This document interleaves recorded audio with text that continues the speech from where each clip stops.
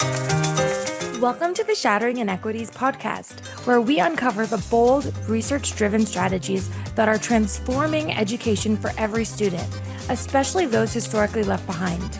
In each episode, we'll highlight leaders who are not just imagining a better future, but actively creating one.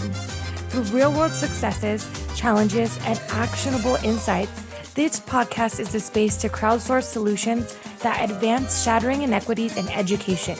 And now, here's your host, Dr. Avelar La Salle. Hello, everybody, and welcome to the Shattering Inequities Podcast, where we believe that every student is entitled to a premium education, no matter where they live, where they go to school, or what their circumstance. As we are here for two reasons. One is to inform and inspire, and that is by bringing guests who have actually demonstrated results for kids that people have written off over the years.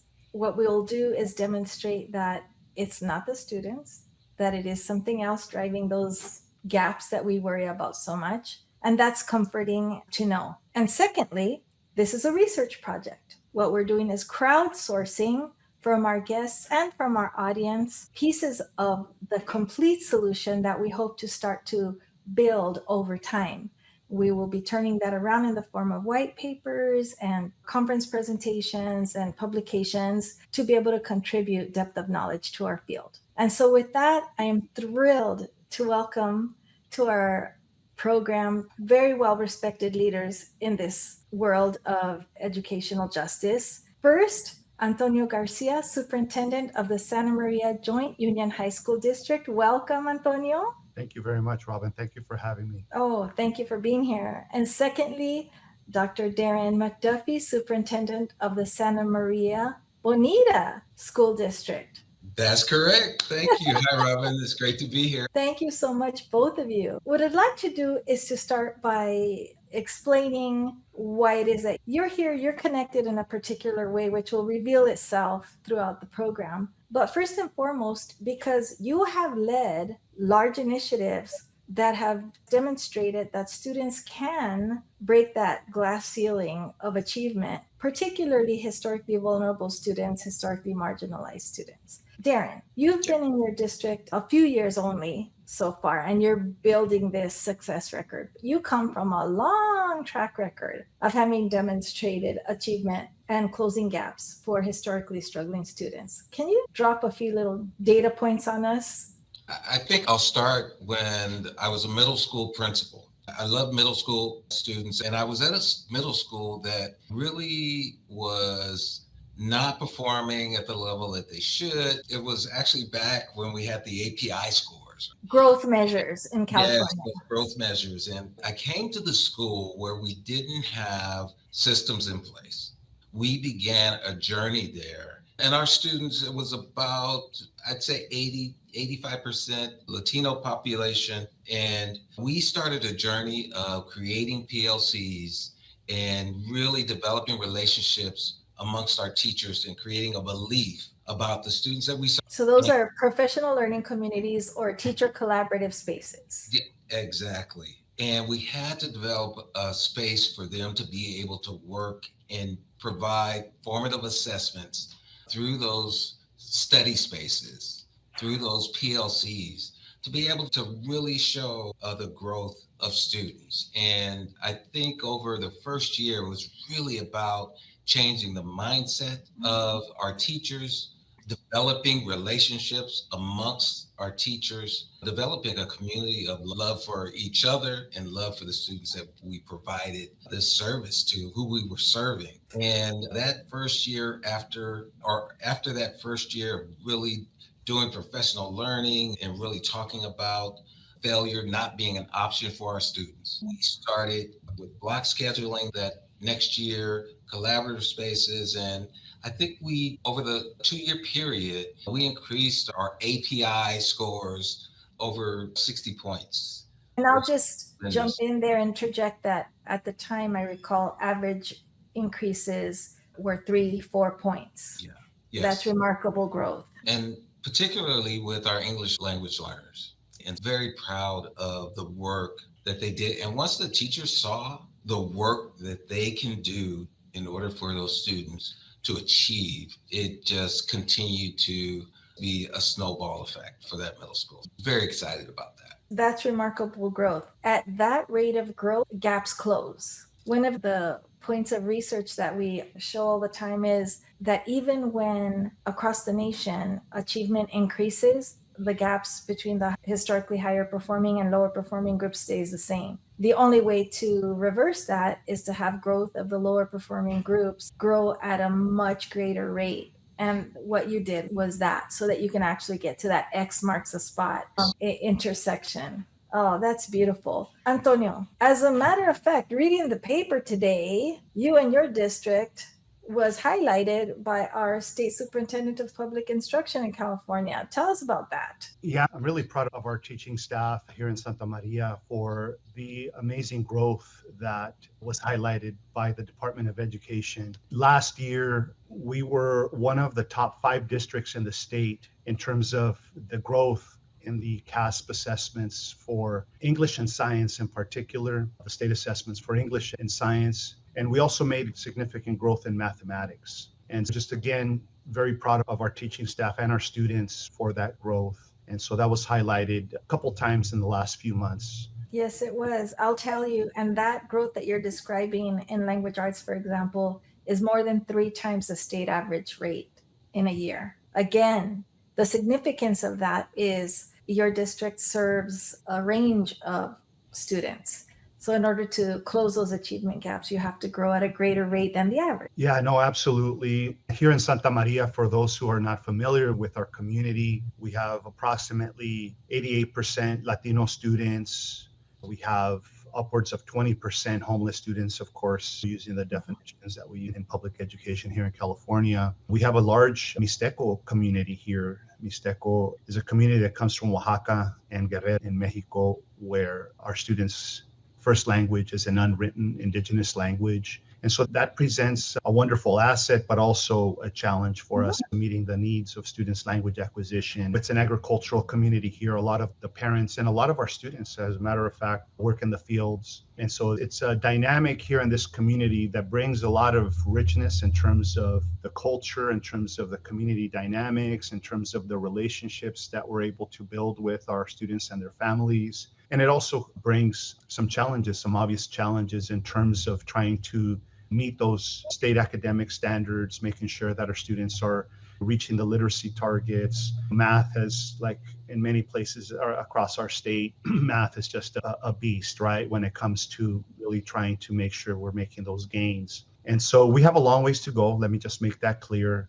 But we are on a great trajectory in terms of closing those gaps. So proud of your growth. I want to color the solutions you're going to share with us by a little bit of an understanding of who you are as leaders.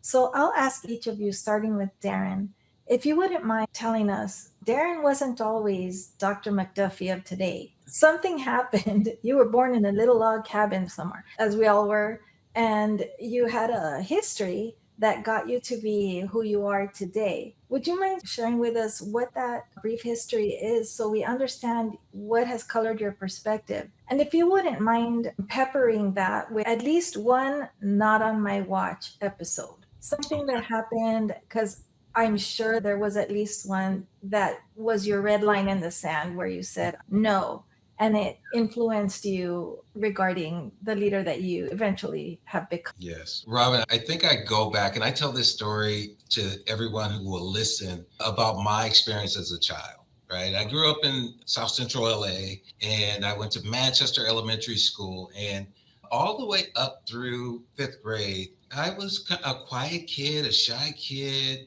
and the teachers loved me because I didn't cause any trouble. And when I got to 5th grade, there was a teacher, her name was Mrs. Cotton. And I remember this, it wasn't during any type of academic, it was during art. And I was in the class and I was looking at her desk while I was in line to this construction closet. I don't know if anybody remember these construction closets that we used to have in elementary school, but I'm in line and I see a book, Jaws 2, actually, it was 1978. Jaws 2 had come out. And I pick up the book And I'm looking through and there are no pictures. I'm looking for pictures. And before I know it, Mrs. Cotton is standing above me. So what do you think you're doing? And I get flustered. I said, nothing. I was just looking at this book to look for the pictures. And she said, do you want to read that book? And I said to her, I took the book and I flipped it back on her desk. I can't read that book. And it was at that point where she looked at me and she said, don't you ever say that you can't do anything. You can do anything you put your mind to, and you will, she said something like, you will do great things. And it was just those words right there that just changed the trajectory of how I viewed myself as a person and as a student, that I could do great things. And so I credit Mrs. Cotton for changing my view of school and changing the view of who I was and my identity. So that's my core. And I tell that and I say that everywhere that I go. Now, when you talk about an example of shattering inequities, I was a rookie elementary principal. And my focus was really on classroom, getting in the classrooms and seeing what instruction was looking like and ensuring the students were learning. And I quickly recognized that there was a teacher that was not doing that. A respected teacher who had been at this school. I think she probably had a shovel and she was part of the opening of the school. She came with the building. And she wasn't delivering high fidelity instruction to the students. Later that year, we were going through declining enrollment and we were told that we had to identify teachers to be transferred off our campus and that it had to be, one of the criteria was classroom instruction. And everybody on that campus expected me to transfer less senior teachers. It was the easiest thing to do. No one would say a word. Teachers that were being transferred, they wouldn't say anything about it. It was the path of least resistance. But I couldn't let go of the fact that I'm going to be transferring teachers that were excelling in their classrooms. So I made it was a difficult decision. I chose the veteran teacher to be the one to be transferred. And she never spoke to me again. I spent quite a few years in that district and she never spoke to me again. Goodness. It was the point that I told her, she did not speak to me, but I never regretted the decision because it was the right thing to do for students. And that's been your mantra, the right thing for students first. That's it. That's my story. That's your story. You're sticking to it. Antonio, what made Antonio Antonio? What's your not on my watch? I think I'd have to start with what's our experience, lived experience, right? That kind of helps to shape who we become, especially when we get into the work that we do in public education and in leadership. I'd have to go back growing up in East Los Angeles, small home there with my two brothers. I was fortunate to have both of my parents. Collectively, between the two of them, have 6 years of formal education, all on my mom's side. So I'm very fortunate that despite that, they actually valued education quite a lot. And it was a big priority for them. It's one of the reasons why they immigrated to this country, so that their children could have the education that they didn't have. Because of that discipline that was embedded in my brothers and me, and because I had some amazing teachers, especially early on in elementary, help my parents navigate the educational system that they knew nothing about. I was fortunate enough to be able to not only be a first generation college student, but be a first generation high school graduate and actually be a first generation middle school student. With all that, those are the experiences and the things that help shape what I wanted to do in terms of my purpose, my education, and my career. When I think about things that are on our watch as leaders, I have to always keep that in mind, that all of our students come with assets, that despite any shortcomings that our students might have, whether it's language, economical resources, parent education, living conditions, all students deserve the best education that we can provide them. And it's our responsibility to make sure that whenever we see any injustices, any inequities, it is a moral imperative. It's something that we need to address urgently. There's no time. to wait in terms of the actions. Purposeful, and we need to be strategic, and we need to not just be reactive, but we can't wait either. We need to be responsive in order to do what our students deserve and what they deserve right now. So I ask you, gentlemen, did you know that there are about 2/3 of all the districts in the United States, California, but probably the United States as well, near as we can tell, because the nomenclature is different state by state, but 2/3 of districts are not K-12 unified. I did not know that. I thought most were, and you were the anomaly. Darren, you have the K-8, and Antonio, you have the high school district, and one feeds into the other, but you're separate entities, separate boards, separate superintendents, separate everything except students. You share students and community. Yeah, the majority are disjointed, not jointed. Didn't realize that. Neither did I. And so the reason I think that's fascinating is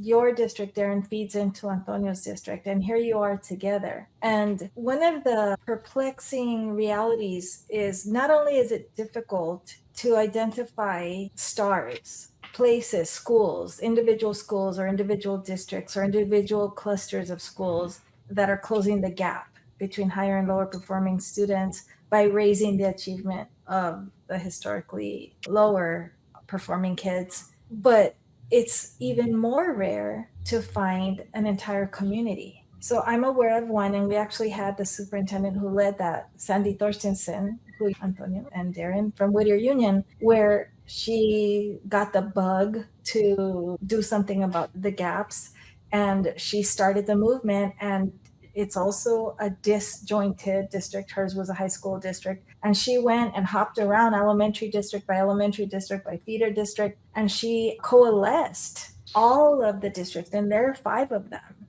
there in one community because of history, just how it goes. And now they're best in class. They're the highest performing entire city. And it actually encompasses 3 cities for their demographic and competitive academically across the state compared to all demographic groups. And she, when I spoke with her, shared how important it was to do something to create a cohesive system despite the disjointed nature. And so I want to know from both of you, how significant do you think that is to historical gaps in communities like yours? How much of a solution is it to have to coalesce communities or districts that serve the same community, though they're different organizations? Or can we do it independently? Antonio, can you do it on your own, just as a high school district, without going to breakfast with Darren, which I have a feeling you do, and vice versa? And Darren, how important is it to have a relationship and to coalesce the high school district, knowing that you're sending your children off to a completely different organization? It's absolutely paramount. I've told Antonio this before, and when you talk about the work that they've done at the high school district, my heart gets full, because those are the families that we send to the high school. And I thank Antonio and the work that he's done at the high school district. One of the beliefs that we have, that we're one of 11 that we have here in Santa Maria Bonita, is that we believe that a unified community inspires hope and faith.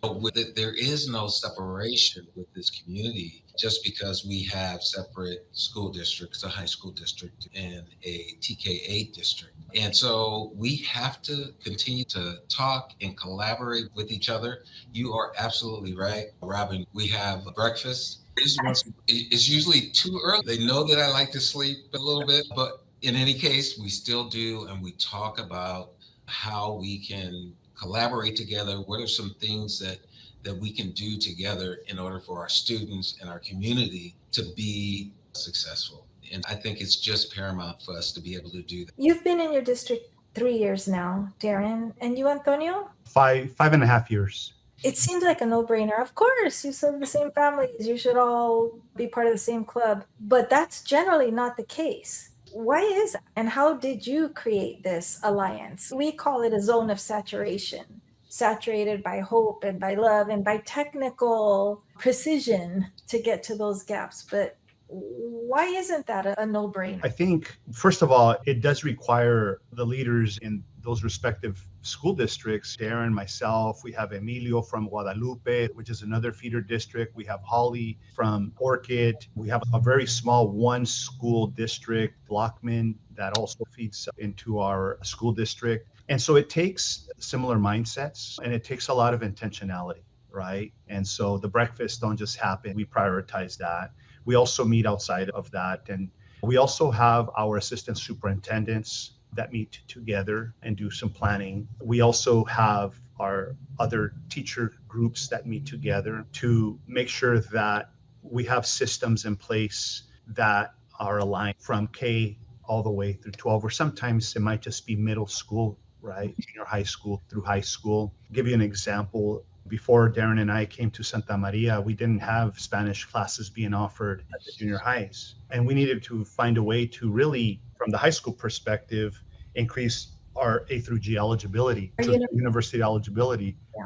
And so we found an opportunity in doing some alignment work around world languages. And so now Santa Maria Bonita offers Spanish at all of the junior high schools. Our Spanish teachers spend time going to the junior highs to assess all incoming ninth graders when they're at their eighth grade. We now have a lot of our students that are coming in at Spanish 2, Spanish 3, AP Spanish. And so we're addressing that in a way. And again, it started with conversations at the superintendent level, and then it trickled down to the assistant superintendents, and then from there to the teachers. I credit really the teachers for doing the work to make this happen. We're doing some alignment work also with math. We're doing some alignment work with English, the work that we do with English learners. This summer, we're going to be having a joint professional development week. We call it a Multilingual Academy, where we're going to have teachers from both of our districts, both leading and learning together to better meet the needs of our English learners for language acquisition through integrated and designated ELD. Going back to just that intentionality, having the vision, having a shared vision, and then making sure that we operationalize that and that we tap into the staff resources and the leaders that we have in our respective districts. I think that collectively we are meeting the needs of our families, right? Because it's the same families that we share, and that's the way we have to look at that. I mentioned earlier that we have a growing population of Mixteco families. When I first came here, I started in January of 2020, right before the pandemic, and I noticed that we had this population of students that were coming to us from Mexico with an unwritten language. And so we had about 450 students at the time. 5 years later, we have over 1,000 students.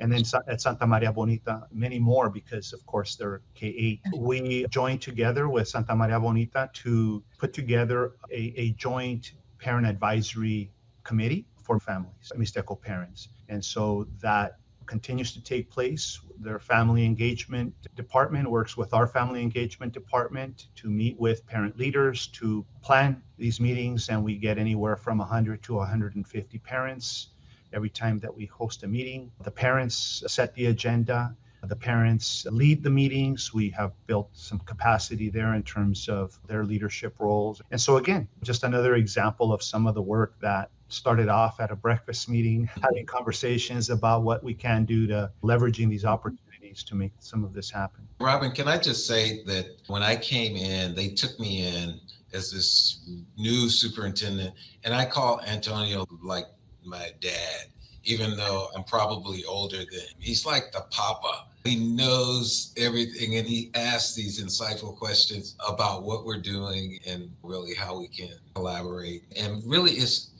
really about the community and really having a thriving community where our students can flourish and be anything they want to be. And we remove the barriers for them to be able to do that. So I'm going to make a few remarks and then ask you just to react. And that is, I had a recent experience within the last couple of years, let's say, someplace very near your geography. And let me just recount this. There was a school with 8% of the students on grade level. We were there to study it, to try and understand. There's no higher performing group, so the gap doesn't exist within the school. It's just 8% proficiency across. And so part of our research is to go in and understand what systems best explain this so that you can reverse the system. Somebody from this school with great decision-making power had been there for about 8 years, while everybody else was baffled because they were just frustrated to no end. They love their community. It's the same community you've just described. It is your community. It's not in either of your districts. And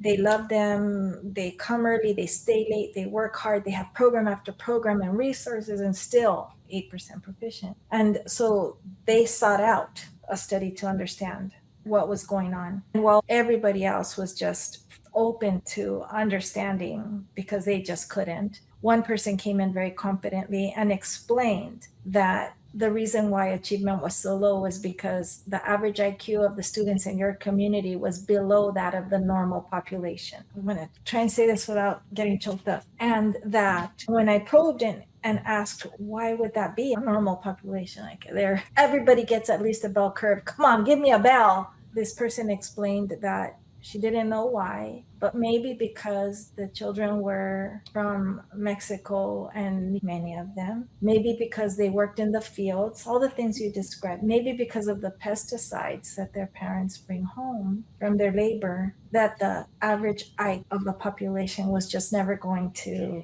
create achieving students.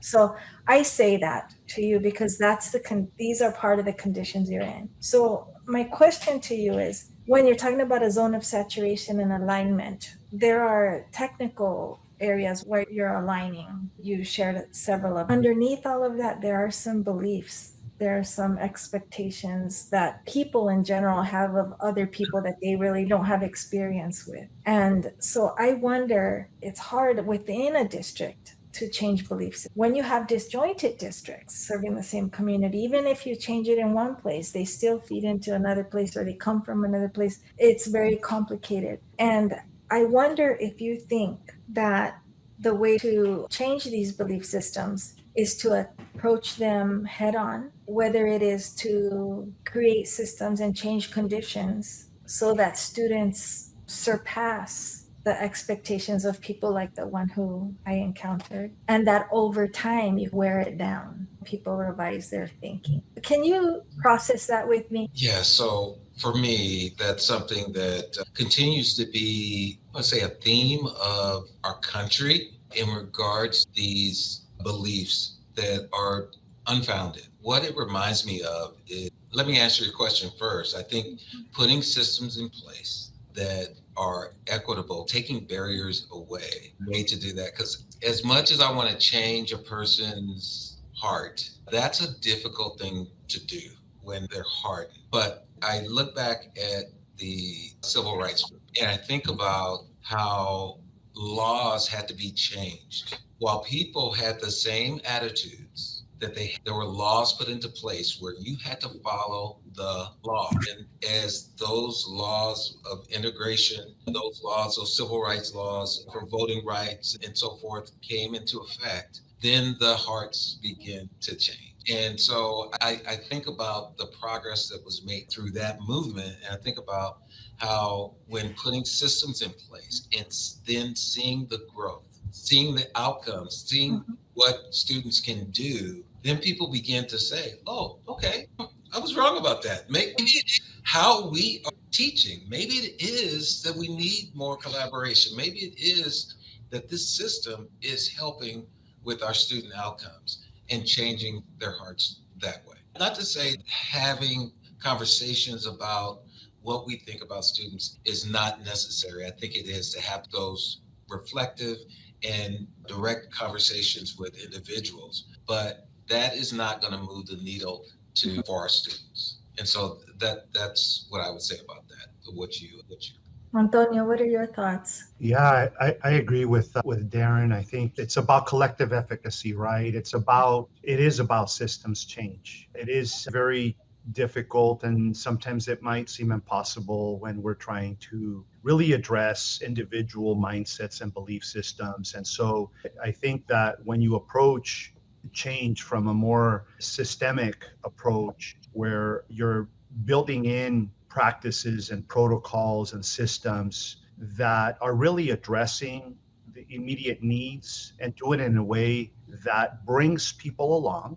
And when you really identify and find people who are like-minded, who have that asset-based mindset, that growth mindset, that inclusive equity mindset that can help lead this change and begin to have others see this, right, and witness it. I think that more and more people will begin to see the evidence that sometimes people need to see, right? For the people that are the non-believers, for the people, like you mentioned, that have these impressions that they got somehow, somewhere about that's not really founded in anything, really. And when you begin to see and feel a shift, and sometimes it takes just moving the needle a little bit and then building on that momentum, right? And I think that sometimes it takes time. We all know that, right? It takes time. It takes intentionality. It takes long-term planning. It takes a vision, building a team, putting in all of these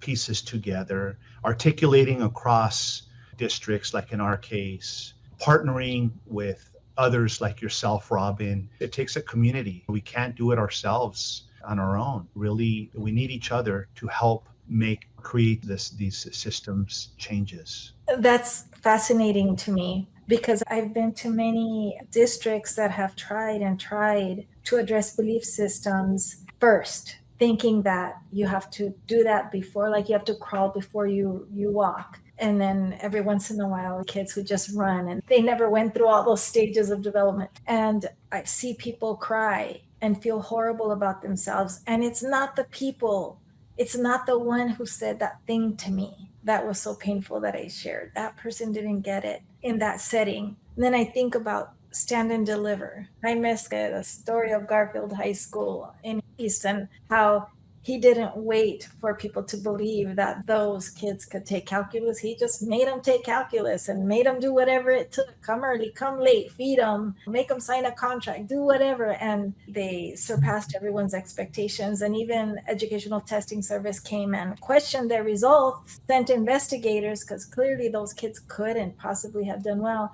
made them retake the test, and then they passed again, almost all of them at the same level. And now nobody sends inspectors over to Garfield High School anymore. So to me, I think that's probably the best way to approach it. That's what I've seen. And how much more difficult it is when you're not in a one district TK-12 setting, because if the high school district doesn't, you experienced a case where in the 5th grade, one person changed your entire mindset for the good. It can also be for the bad. Yes. You can build them up and set up conditions and change mindsets and thrive in the feeder district. And then if you go to a high school district that doesn't take those, there's so many messages in society that the same demographic group of kids won't do well. It's fragile, I guess is what I'm saying. And then, Antonio, by the time you get kids, they have had how many years? 9 years of messaging one way to over in 4 years that you have them, if they stay all 4 years, is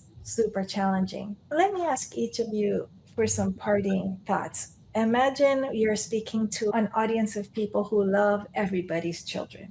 Everybody's children are our children. And we recognize that since the beginning of time, certain groups by group have not done as well as others. And you believe, as you do, that there are ways to set up school systems so that doesn't happen anymore. What would be the top of mind advice you would give people who are wanting to shatter inequities in school systems? In any order. Go ahead, Darren. I think as we were having this conversation, and I heard this, I don't know how many years ago, but we are working in an old system. And the question is, how can a system that created the achievement gap be the same system to close it? And how do we create fresh systems to really be able to adjust to our students? And I always think that many times we take a system and we force it upon our students.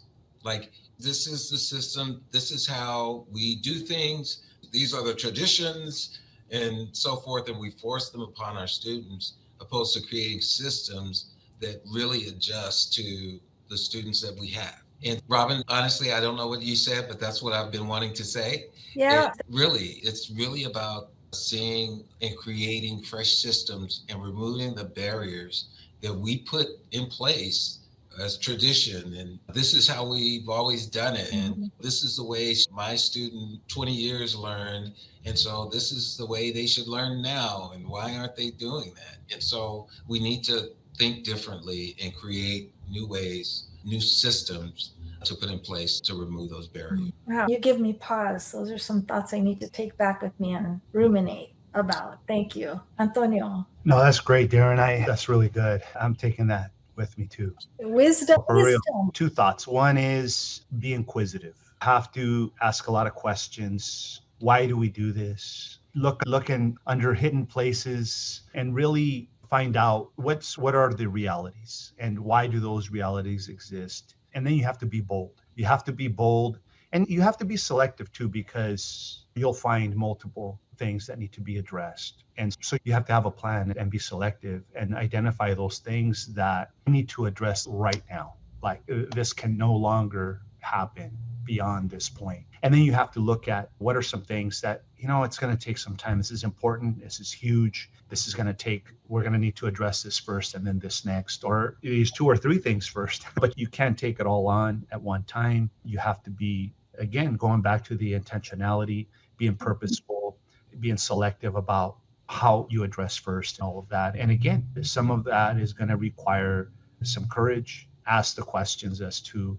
not just why, but why not and why not now. And you got to surround yourself with, again, people that are going to be on board with this to help you lead in a way that maybe is going to not necessarily be popular with everyone. And so, being inquisitive and being bold. That too struck. Thank you for those words. So I am thinking, we say a star does not a constellation make. And what we need are constellations. And in your area, you're creating a zone of saturation. Just imagine if there were zone upon zone and they started to overlap and become concentric circles that we blanketed across every state with this kind of disposition and beliefs. I want to tell you one personal story because, as you said, Darren, I don't know what you said, Robin, but this is what's screaming in my head. So I have one of those screaming in my head right now. I was explaining to a staff once after one of these studies, it was a high school, what systems were in place. They were labeling and sorting students and practices that were well-intentioned on the surface, for sure, if not authentic, I don't know, but that were disadvantaging certain students habitually and advantaging others. And it turned out to be by demographic group. And the one person stood up in the room, apparently had been there with the building too, came with the building and carried a lot of social capital, was a leader by influence. And he said he wanted to explain to me why I was wrong, that it was these practices that were perpetuating these gaps, if not causing them. And he said it's because most of the kids there were Mexican, and that Mexican culture doesn't value education. Boy, this is turning into an emotional session for me. And as a researcher, I listened and I took a deep breath. And sometimes things like that happen, your body goes through all sorts of things. And for whatever reason, a light bulb turned on in my brain enough to be able to say, thank you for sharing that with me. I'm so grateful to you for telling me that, because I didn't know that. I should say I'm Mexican. But I didn't know that about Mexican culture, and apparently neither did my parents. Thank you very much. So I say to you, Antonio, neither did your parents. Darren, neither did your parents. Neither did that teacher. Neither did. And when we talk about closing gaps and shattering inequities, is the inevitability assumption a law of nature, or is it a manufactured practice that results in the patterns that we see? It is not lost on any of us that we have to get through ourselves, the grown-ups, to be able to help the kids. And thank goodness for leaders like you who have figured out how to demonstrate leadership maturity and grace and responsiveness to be able to bring people along, the grown-ups along, in order to do these things. I also am thinking, I wonder if things would be different if there were laws that said that if you had anything to do with a school, if you worked in a school, or if you lived by a school, or if you ever went to school, that your own children had to attend that school. I sometimes wonder if things would be different. Thank you both so much for sharing your wisdom and your love and your heart and your spirit and your technical knowledge with all of us. And to our audience, thank you for joining us on another episode of Shattering Inequities Podcast, where we believe that every child is entitled to a premium education. And thank you both again. Shattering Inequities requires more than conversation. It takes action, research, and collective wisdom. If today's episode resonated with you, we'd love to hear your insights. Join the conversation and help us shape the future of education together.